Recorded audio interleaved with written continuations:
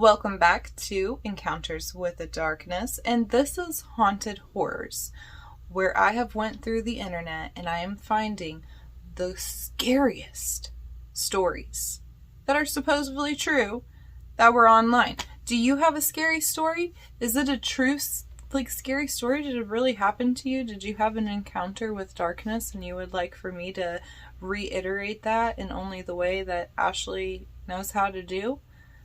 Let me know. I'd be more than happy to.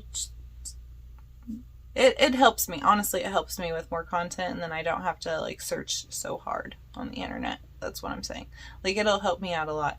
But let's get into the story that I found, okay? Because it freaks me out. Have you ever been in an ambulance? Woo, the lights and the have you ever been in one? I've never been. Well, that's a lie.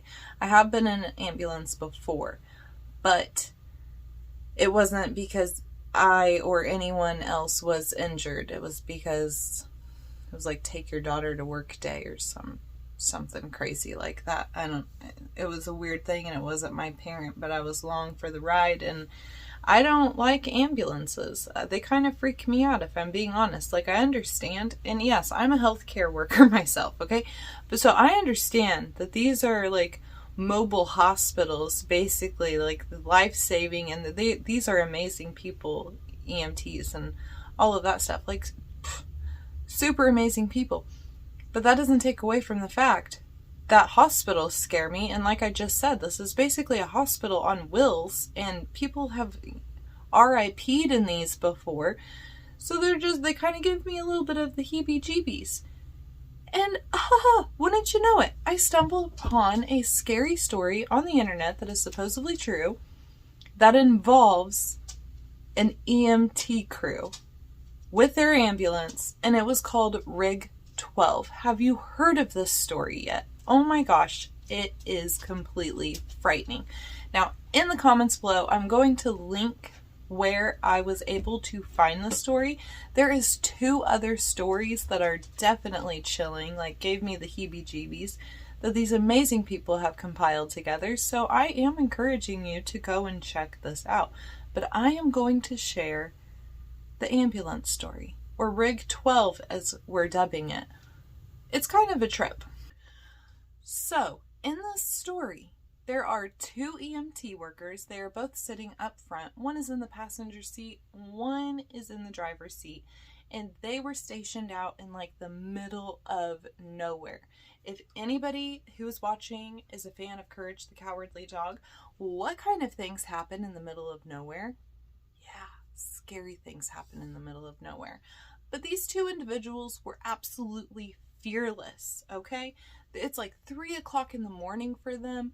They're taking some snooze sessions because it's not that busy out in the middle of nowhere. Not a lot of people calling for an ambulance. So 3 a.m., they're trying to catch up on some rest.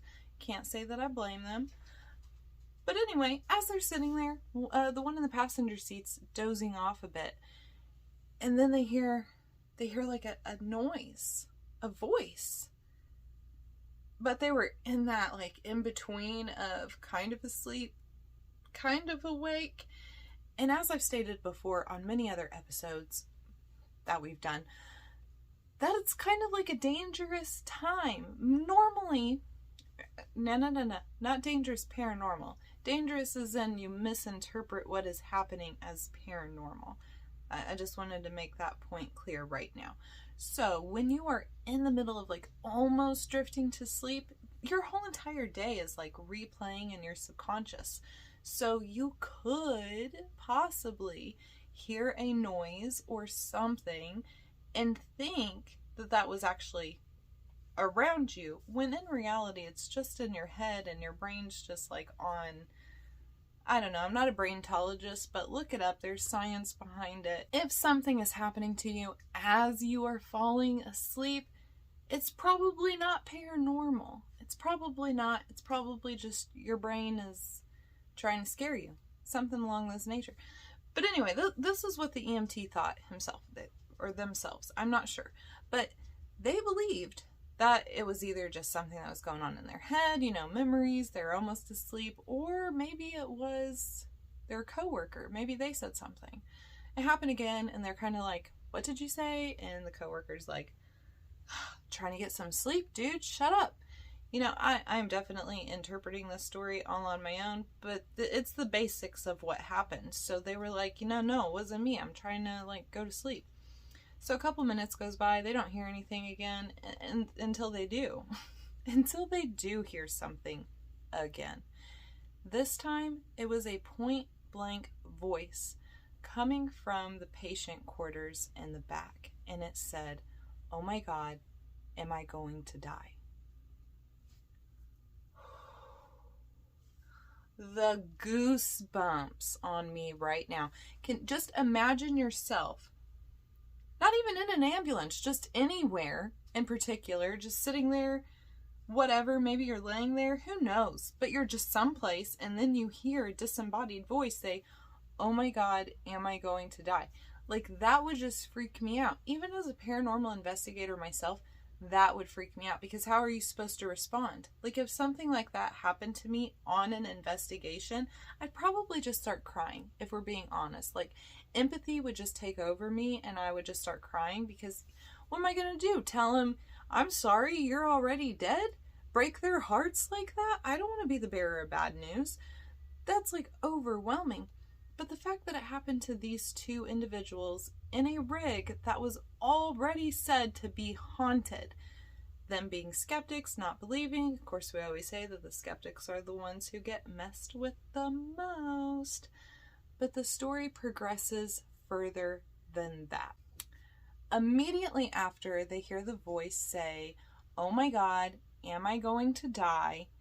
it sounds like one of the oxygen tanks turns. It's leaking air, and it's starting to make that really creepy hissing sound.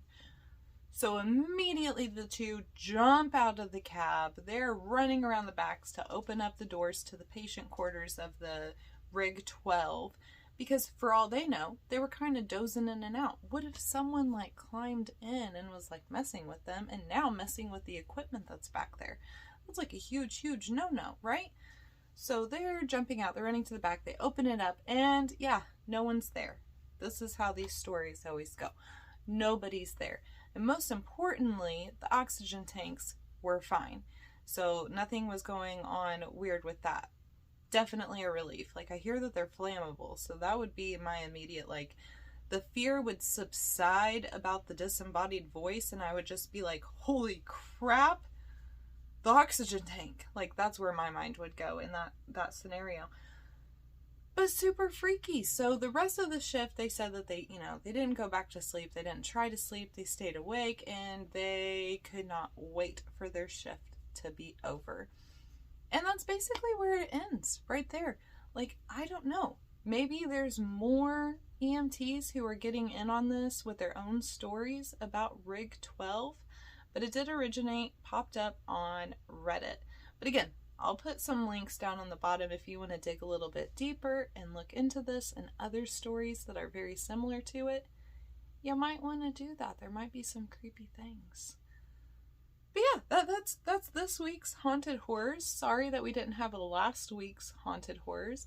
I did go through a little bit of a death in the family. So things have been a little weird in the land of Ashley. But there's also good news. My brother, he came home. He's in the Army, so it was super cool to be able to see him again. And he's getting married in December. So I'm going to have a sister-in-law. I'm really excited about all of that. So there's been not just negatives going on, but a lot of positives that's happening too.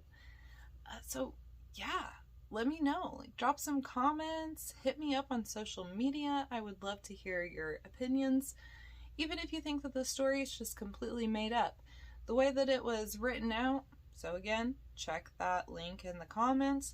It was a very good story. Definitely gave me all kinds of goosey bumps and chills, and it's definitely something I'll probably retell again in the future. Just not on here. You guys already heard it. So until next week, I love you so much. Stay creepy.